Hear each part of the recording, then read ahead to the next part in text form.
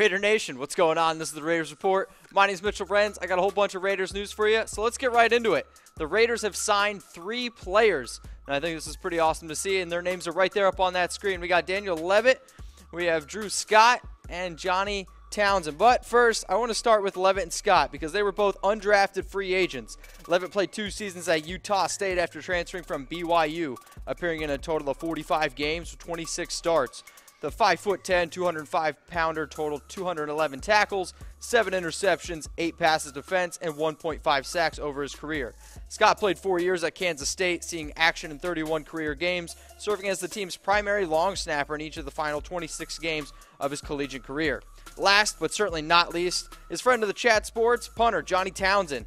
Townsend was selected 173rd overall by the Oakland Raiders in the 2018 NFL Draft. He played in 44 games over his 4-year career at Florida, totaling 240 punts for 11,090 yards, which is a 46.2 average, with 90 punts placed inside opponents' 20-yard line.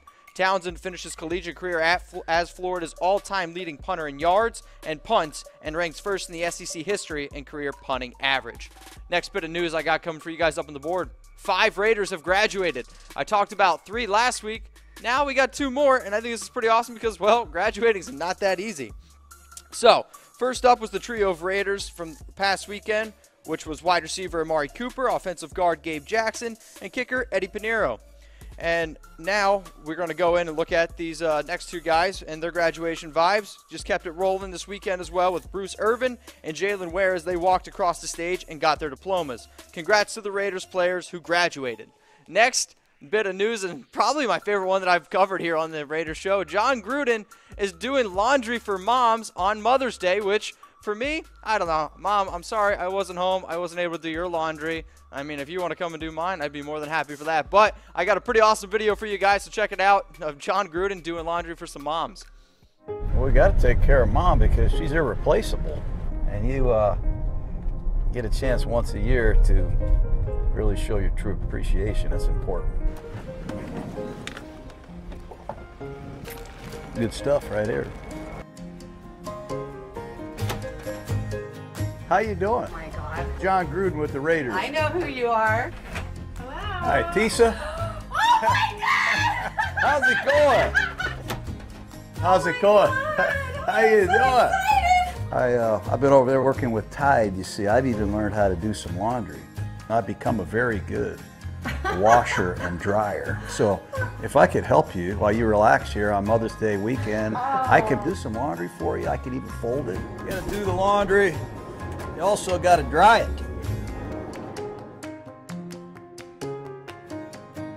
Smells great. Well, it's great to see you relaxing, Karen. We got some nice, clean smelling laundry here for you. And make sure you figure out who the big boys are and who the little boys are so you don't get everything confused. I'll take Bo with me this weekend. Bo will run some routes and he'll help me coach up this team. I'm getting used to this. Might have to, have you come over more often. Well, that's a wrap. All right, Raider Nation, happy Mother's Day to all you great Raider mothers. Now that is what I like to call a Gruden grinder right there. Happy Mother's Day to all the moms out there, and happy Mother's Day to my mom. I miss you very much.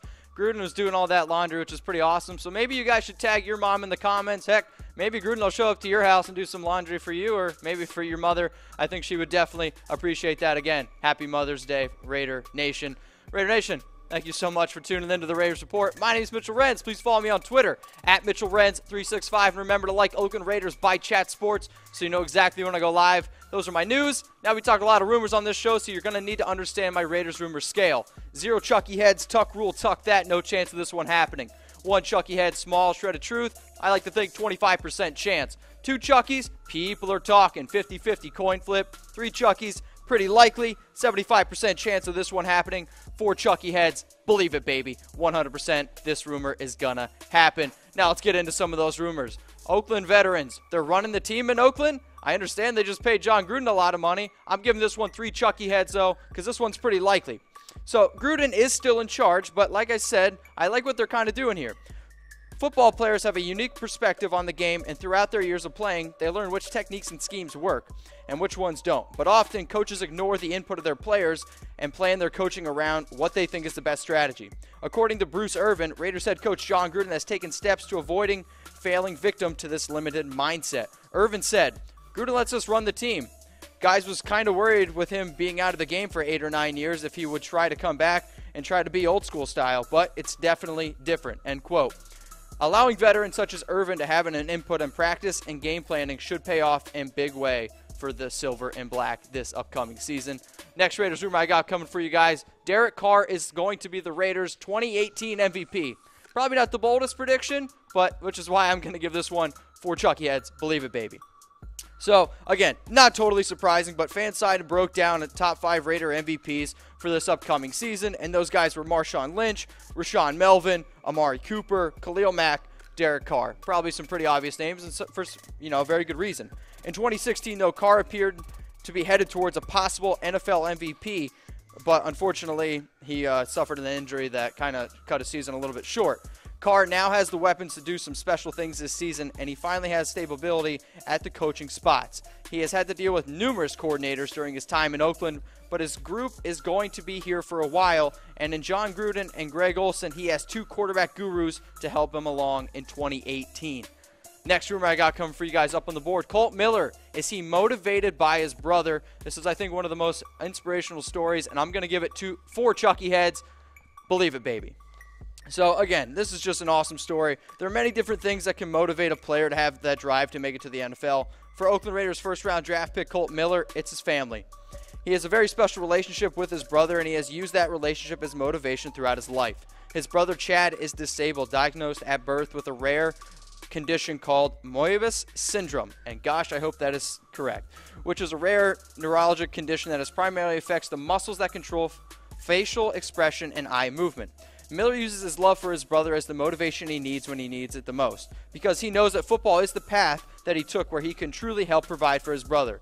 Miller said this, "I can be really good at football and good into the NFL and really provide for him.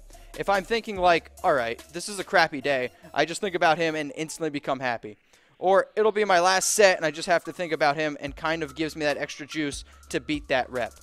No stronger bond than family, so shout out to mine. I miss you guys very, very much." Next rumor I got coming for you guys up on the board. Best Super Bowl odds in the AFC West is the Oakland Raiders. Last week I talked about how the Raiders had the worst. Well, apparently now it switched pretty quick because, believe it, baby, 4 Chucky heads, they have the best odds in the AFC West.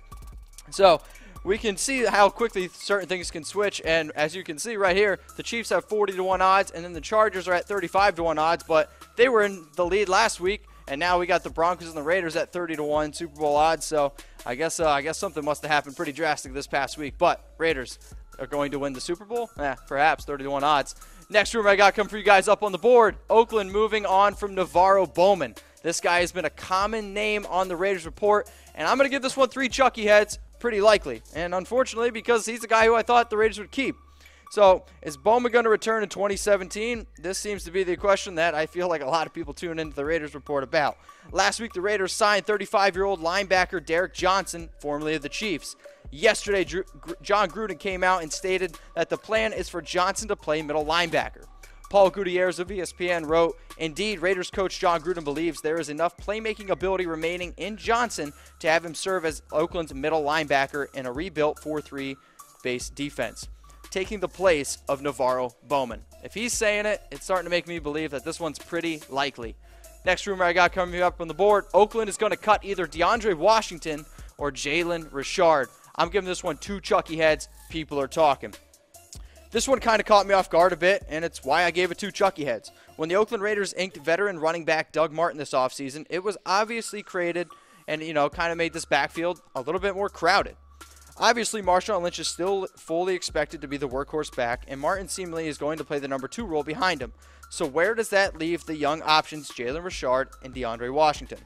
Apparently, it leaves at least one of them likely on the way out of the door before 53-man roster cuts are finalized.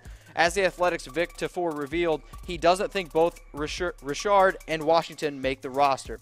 Tafur says, "I don't think Washington and Richard both make the roster because they're the same size and have similar skill sets." But guys, I want to know from you, If we can only keep one of these running backs, DeAndre Washington or Jalen Richard, who should it be? Hit me in that comment section on Facebook. People on YouTube, give me what you got. I definitely want to see what you have to say. I want to say a friendly reminder now to you guys that this show is brought to you by Autolist. If you guys are shopping for a new car, I know I desperately need one. Go to Autolist.com, save yourself some time, and save yourself some money.